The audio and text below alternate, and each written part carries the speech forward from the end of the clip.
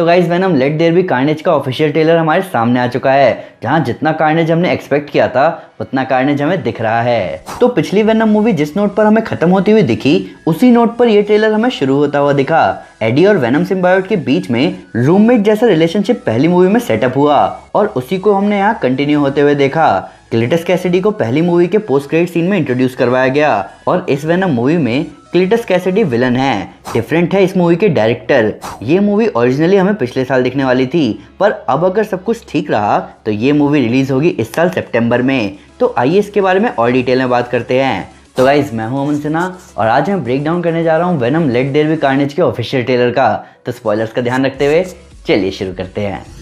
तो पिछली बार जब पहली वेनम मूवी का टीजर हम फैंस के सामने आया तब हमें उस टीजर में कहीं भी वेनम नहीं दिखा था, जबकि इस बार हमें वेनम भी दिखा, कार्नेज भी और एक नई विलन श्रीक भी।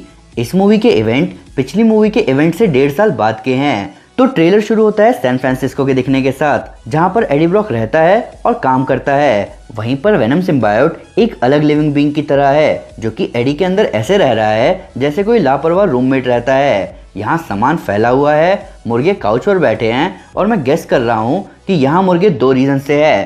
पहला, जब बहुत सारे अंडों की जरूरत पड़ेगी, दूसरा जब अंडों की जरूरत तो पड़ेगी पर वो होंगे नहीं। और ऐसा लग रहा है कि एडी और सिम्बायोट अपने अपने हिसाब से किचन यूज कर रहे हैं। एडी कॉफी बना रहा है और सिम्बायोट अपने लिए खाना। ऐसा एक सिम्बायोट अपने को भी चाहिए। हालांकि सिम्बायोट खाना बनाने के बाद किचन की ये हालत करेगा तो कोई फायदा नहीं है, प्लस केचप भी फैल गया।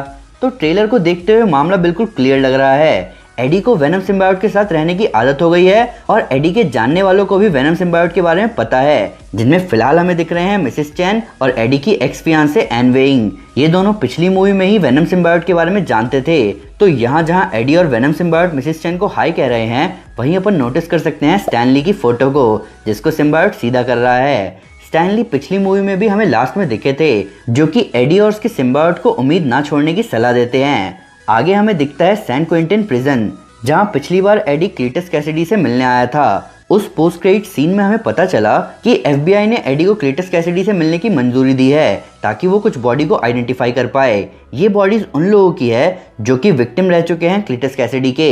तो क्लीटस कैसिडी, जो कि आगे जाके बनेगा सुपर विलन कार्नेज, एक सोशियोपैथिक सीरियल किलर है। तो जैसा नजारा हमें पिछली वेनम मूवी के पोस्ट क्रेडिट सीन में दिखा था, वैसा ही कुछ कॉमिक्स में भी हो चुका है, जहां कॉमिक्स में एडी क्लीटस को उसके सेल में ही बता देता है कि वो ही वेनम है, जिसपे क्लीटस को विश्वास नहीं होता। पर आगे जब क्लीटस जेल में अपने सेलमेट को मारने की कोशिश करता है तब वेनम सिम्बायोट उसे रोकता है, पर इस प्रोसेस में उस सिम्बायोट का थोड़ा सा पार्ट वहीं रह जाता है, जो कि मर्ज होता है क्लीटस के वुंड से और क्लीटस बनता है कार्नेज। तो ट्रेलर को देखते हुए ऐसा लग रहा है कि ऐसा ही कुछ हमें मूवी में भी देखने को मिलेगा। प्लस यहाँ अपन क्लीटस के सेल में कुछ लिखा हुआ भी नोटिस कर सकते हैं। अब जहाँ एक तरफ बाकी सारी चीज़ों का सेंस बन रहा है कि क्लीटस एक साइकोपाथ है, इसीलिए वो ऐसी चीज़ें लिख रहा है, वहीं अगर इस साइड आप गौर करें तो ऐसा लग रहा है कि यहाँ लिखा है फिनिक्स विल राइज। इसका क्या सेंस बनता है? आगे हमें एक पुलिस ऑफिसर भी दिखता है। ये है पैट्रिक मिलिगन, जिसके बारे में मूवी के डायरेक्टर एंडी सर्किस ने बताया कि वो ही वो पुलिस ऑफिसर है जिसके हाथ में क्लीटस का केस आया है और ये उसका काम है कि वो क्लीटस के विक्टिम और उसके परिवार वालों को जस्टिस दिलवाए। अब एक थोड़ा सा स्पॉइलर भरा फन फैक्ट, डिटेक्टिव पैट्रिक मिलिगन भी कॉमिक्स में एक सिम्बायोट के कांटेक्ट में आते हैं और बनते हैं टॉक्सिन। प्लस जैसे कार्नेज का सिम्बायोट आता है वेनम से, वैसे टॉक्सिन का सिम्बायोट आता है कार्नेज से। हम कॉमिक्स और पिछली मूवी से जानते हैं कि सिम्बायोट अपने होस्ट के हिसाब से बिहेव करता है। तो क्योंकि डिटेक्टिव मिलिगन एक पुलिस ऑफिसर हैं, इसीलिए उनका सिम्बायोट भी अच्छाई की तरफ ही जाता है। पर ट्रेलर में हमें टॉक्सिन कहीं भी नहीं दिखा।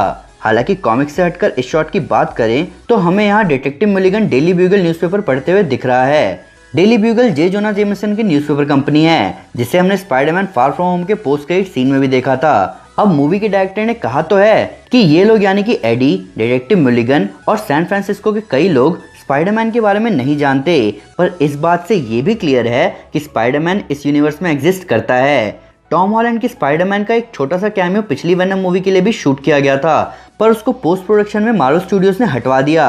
हालांकि उसके बाद डिज्नी सोनी की स्पाइडरमैन डील में बहुत बड़े चेंजेस आए हैं, पर अभी भी ये क्लियर नहीं है कि टॉम हॉलैंड की स्पाइडरमैन इस Sony universe of Marvel characters के पार्ट हैं कि नहीं। आगे हमें दिखता है रेवेनक्रॉफ्ट इंस्टीट्यूट। मार्वल कॉमिक्स में रेवेनक्रॉफ्ट क्रिमिनली इंसेन सुपर विलन्स के इलाज के लिए बनाया गया इंस्टीट्यूट है। इसको आप डीसी के आर्खम असाइलम जैसा मान सकते हैं, पर यहाँ सुपर विलन्स की दिमागी हालत का इलाज कम और उन पर अनवांटेड एक्सपेरिमेंट ज्यादा होते हैं। और ऐसा नहीं है कि रेवेनक्रॉफ्ट हमें मूवीज में पहली बार दिखेगा, इससे पहले भी हम द अमेजिंग स्पाइडरमैन 2 में रेवेनक्रॉफ्ट इंस्टीट्यूट को देख चुके हैं, जहां इलेक्ट्रो को कैद किया गया था। मूवी के डायरेक्टर एंडी सर्किस ने हमारे पेट पर लात मारते हुए अपना भी ब्रेकडाउन किया है, जहां उन्होंने बताया कि सैन फ्रांसिस्को पुलिस डिपार्टमेंट भी इस जगह के बारे में नहीं जानता और ऐसा नहीं है कि यहाँ क्लिटस कैसिडी या कार्नेज का ट्रीटमेंट होगा। यहाँ हमें दिखेगी मूवी की दूसरी विलन श्रीक। फ्रांसिस बैरिसन यानी कि श्रीक कॉमिक्स में एक म्यूटेंट होती है जो कि क्लोक के डार्क फोर्स डायमेंशन के कांटेक्ट में आके अपनी पावर्स हासिल करती है। श्रीक साउंड वेव को मैनिपुलेट कर सकती है, जिसकी मदद से वो सोनिक बीम छोड़ने के साथ साथ टेलीकिनेसिस से किसी भी ऑब्जेक्ट या लोगों को उड़ा सकती है। इन सब के ऊपर उसके पास डार्क एम्पैथी की पावर्स भी हैं, जिसको यूज करके वो लोगों के अंदर के डार्क साइड को बाहर लाकर उन्हें तबाही मचाने पर मजबूर कर सकती है। और ट्रेलर को देखते हुए ऐसा लग रहा है कि श्रीक शायद साउंड को मैनिपुलेट कर रही है। इस शॉट में हम देख सकते हैं कि उसके चिल्लाने का असर क्या है, और यहाँ उसके सेल के बाहर लोग अपने कानों पर हेडफोन्स लगाए हुए हैं ताकि श्रीक के सोनिक बीम का उन पर असर ना हो। तो सवाल ये है कि श्रीक हमें यहाँ क्यों दिख रही है। बेसिकली क्लिटस कैसिडी और फ्रांसिस बैरिसन यानी कि श्रीक लवर्स हैं, और ये दोनों मैक्सिमम कार्नेज स्टोरी लाइन में एक साथ मिलकर तबाही मचाते हैं, और ऐसा लग रहा है कि ऐसा ही कुछ हम मूवी में भी विटनेस करेंगे। आगे के शॉट में हमें दिखता है एक स्पाइडर जिसको क्लिटस मार देता है। हालांकि ये स्पाइडर दिखने में वही रेडियो एक्टिव स्पाइडर लग रहा है जो कि कॉमिक्स में स्पाइडरमैन को काटता है। अभी कुछ कह नहीं सकते कि स्पाइडर के यहाँ दिखने का क्या मतलब है, पर यहीं हम इस कार्ड को भी नोटिस कर सकते हैं जो कि शायद ट्रेलर की शुरुआत में एडी के हाथ में था। तो अब बेसिक प्लॉट ये है कि पहली वेनम मूवी के इवेंट्स के बाद से ही एडी और क्लिटस आपस में बात कर रहे हैं, और उनको बात करते करते ऑलमोस्ट 1.5 साल हो गए।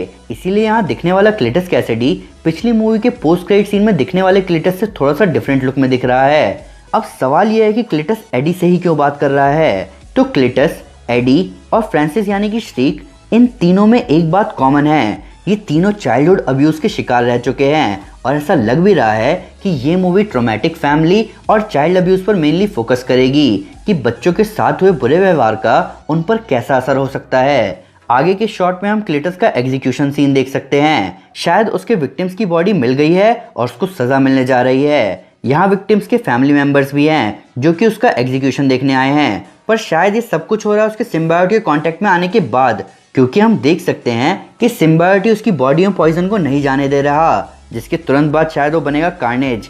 अब सिम्बायोट जो होते हैं वो ऑलरेडी अपने नेचर में डेडली होते हैं, और ये उनके होस्ट पर डिपेंड करता है कि वो उनको कैसे कंट्रोल करें। तो जो इंसान ऑलरेडी सोशियोपैथिक सीरियल किलर है उसके कांटेक्ट में सिम्बायोट आएगा तो ऑब्वियसली कत्लेआम यानी कार्नेज तो होगा ही। अभी इस शॉट को देखते हुए ऐसा कहा जा सकता है कि कार्नेज अपने ट्रांसफॉर्मेशन के बाद से ही अपने काम में लग जाएगा, और जैसा कि हम जानते हैं कि कार्नेज का नेचर कैसा है, उस हिसाब से अब भी अगर मूवी को PG-13 रेटिंग मिलती है तो ये बहुत अजीब बात होगी। यहीं आगे हम कुछ ऑसम शॉट्स देख सकते हैं वेनम के एक्शन में, जिसके बाद हमें कार्नेज अपने फुल फॉर्म में दिख रहा है। डायरेक्टर एंडी सर्किस के हिसाब से कार्नेज अपने आप को मॉलिक्यूलर लेवल पर चेंज कर सकता है, जिसकी मदद से वो अपने आप को वेपनाइज करके अपने विक्टिम्स को बहुत नुकसान पहुंचा सकता है। ऊपर से पहली मूवी भी है जिसमें हमें कार्नेज लाइव एक्शन में दिखेगा। लास्ट में ट्रेलर एंड होता है मिसेस चैन के एडी को ये बताने से कि चॉकलेट की डिलीवरी अभी नहीं आई है। हमें पिछली मूवी में ही पता चल चुका था कि वेनम सिम्बायोट को या तो इंसान का दिमाग सेटिस्फाई कर सकता है या फिर चॉकलेट, क्योंकि इन दोनों में फिनाइल इथाइल अमाइन पाया जाता है, और बेसिकली वेनम सिम्बायोट को यही चाहिए। ये बहुत खतरनाक बात है। तो गाइस ये था breakdown Venom let there be Carnage के ऑफिशियल ट्रेलर का। पिछली वेनम मूवी पर मार्वल स्टूडियोज के प्रेसिडेंट केविन फाइगी का भी हाथ था, तो अब देखना ये है कि बिना केविन फाइगी के इस बार इस मूवी का असर हम फैंस पर कैसा रहेगा। पर फिर भी अगर उससे कोई टेल मिस हो गई हो या आपके उसके नया फैक्ट इस वीडियो से रिलेटेड तो प्लीज़ हमें कमेंट पे ज़रूर बताएं या हमारे सोशल मीडिया हैंडल पर हमारे साथ शेयर करें। हम हर जगह हैं। तो गाइज अगर आप इस साल रिलीज होने वाले सारे सुपर हीरो प्रोजेक्ट्स के बारे में जानना चाहते हैं तो मैं आपको हमारी एवरी सुपर हीरो मूवी इन 2021 वाली वीडियो रेकमेंड करूंगा। साथ ही साथ अगर आपको वीडियो पसंद आए तो इस वीडियो को लाइक और शेयर जरूर करें, और ऐसे कई सारे सुपर कंटेंट के लिए हमारे चैनल को सब्सक्राइब करना ना भूलें। Thank you guys, this is Aman Sinha and you are super super. Piece.